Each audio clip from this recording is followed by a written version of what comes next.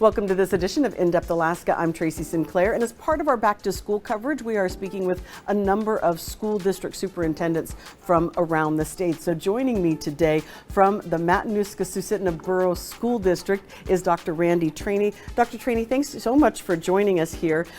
Let's start off with kind of what are your priorities for your students as they return to the school year?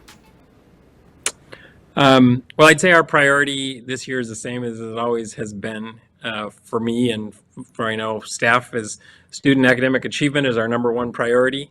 We're looking forward to building on the momentum that we've had, over the last 5 years since I've been here, and before I was here, on the shoulders of other people's giants that I'm able to stand on, of just helping all of our students achieve the best that they can academically. And so we know that over this past weekend, a lot of the funding was restored, educational funding was restored as the veto was overwritten. But given the uncertainty in the educational budgeting process in Alaska, how do you handle your budget to ensure that the resources are where they need to be? So, the uncertainty in budgeting is certainly a challenge in Alaska. It's been this way for decades and decades, and I hope that we can move, I hope that the legislature can move forward with something that would provide us with more certainty. I know that speaking with other superintendents, we all would appreciate having more certainty rather than the situation where we find ourselves where we're making decisions, like now in August of the school year is going to start. With that said, with regards to this particular year, I think people have already lost sight of, even before the governor's proposed reduction from 700 to 500, we and all of the other school districts in the state had to cut a lot just to balance that budget. So in the Mat-Su, that was about 159 positions, and then anywhere between a 15 to 20% reduction in each department's budget. And then the part that was vetoed was going to be additional 7 million on top of that. So it's very, going into this August now, not needing to cut another 7 million is certainly a better spot than I was, say, a week ago. But I don't want people to lose track of, we have had to reduce 159 positions and between 15 and 20% of all of our other budgets. And so even the budget override, that doesn't change that situation for you? It doesn't change that situation at all. Today was kind of the first big in-service for all of our principals, and, we reviewed that reality with folks. The veto, without the veto, we would have had to make an additional $7.1 million worth of cuts on top of the cuts that we've already had to make. And I know that you said you spoke to other superintendents. I know that that's the same type of story you're going to hear everywhere across the state. So another question, and I'm not sure I should be asking this because we're just talking about reduced budgets, but are there any new programs or initiatives that you're launching this year that parents and teachers should be aware of? Or are you holding steady, maintaining? Actually, we do have something I'm really excited about. It's our new Hybrid Learning Academy. We're launching it for the first time this year. It's in conjunction with the Mat-Su Central. It's a statewide homeschool program that we have here in the Valley. It's been in operation for more than 50 years, but now we've combined that with a new school that they co-occupy the same building in the Hybrid Learning Academy. Students who are enrolled in correspondence school can also take courses for free at the Hybrid Learning Academy. So they're gonna, they'll be able to kind of have the best of both worlds, which is something that has happened at Mat-Su Central for a long time. We've just formalized it into its own school code with regard to DEED. And we're really excited. We have a whole lot of interest in it already. Prior to last week, we already had more than 1,000 course requests, like student course requests for courses at the Hybrid Learning Academy. That sounds really interesting, and we should track that, I think, as we go through with this. Another topic that unfortunately we have to kind of keep in mind is school safety. Are there any new safety measures or protocols that are being put in place this year?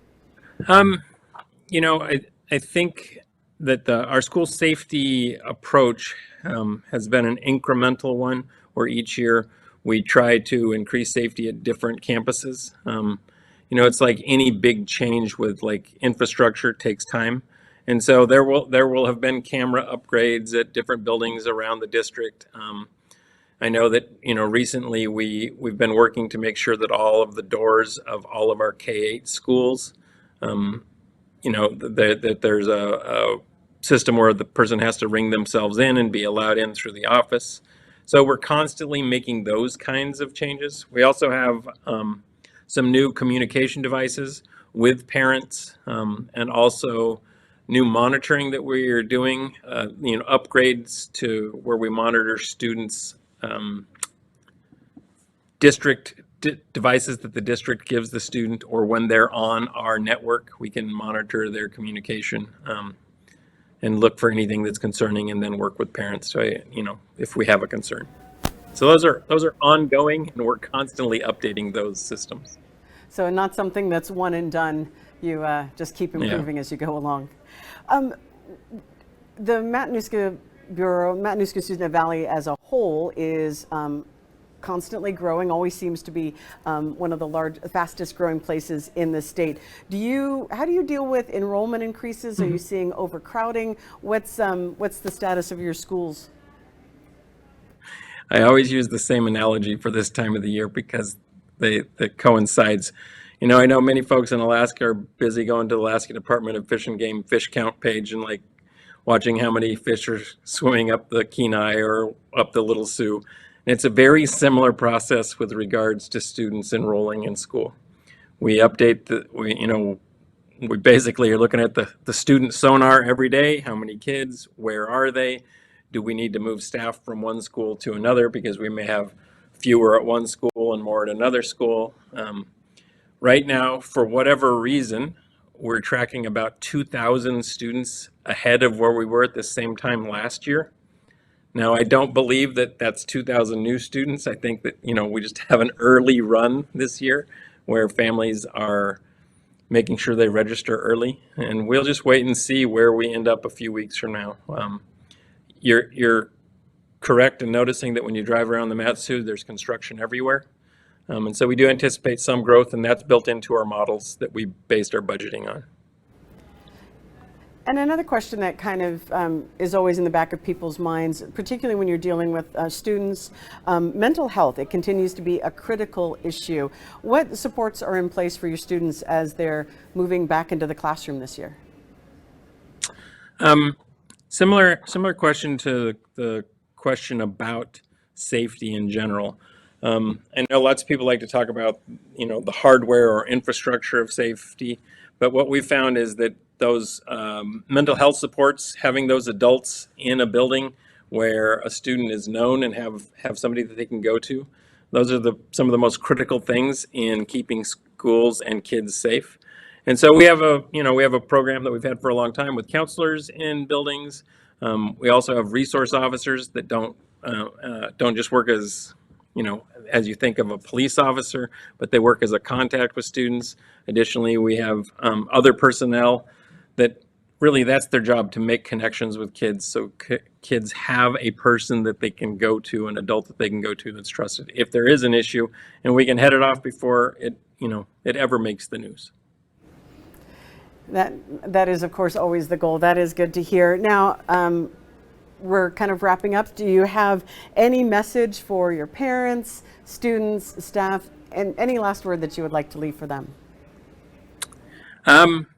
I don't know. This is always an exciting time of the year for me. It's my 36th year in education, and I am just as excited this year as I was 35 years ago when I started my first year of education. And I'm always struck with this profound sense of thanks for all of the employees, all of the teachers, the support staff at each of the school to make that year, this coming year, great for our students. So I want to thank all of those people, and I want to thank parents for trusting us with their students. It's their most prized possession in the whole wide world, and we're going to do our best job ever of making sure they all realize, their full potential. Well, excellent. Thank you so much for spending a little bit of time with us. This is Dr. Randy Trani with the Matanuska-Susitna Borough School District. We really appreciate you coming on and, like I said, just giving us a few minutes of your time. All right. Thank you. And thank you all for joining us on In Depth Alaska. Please like and subscribe to this podcast.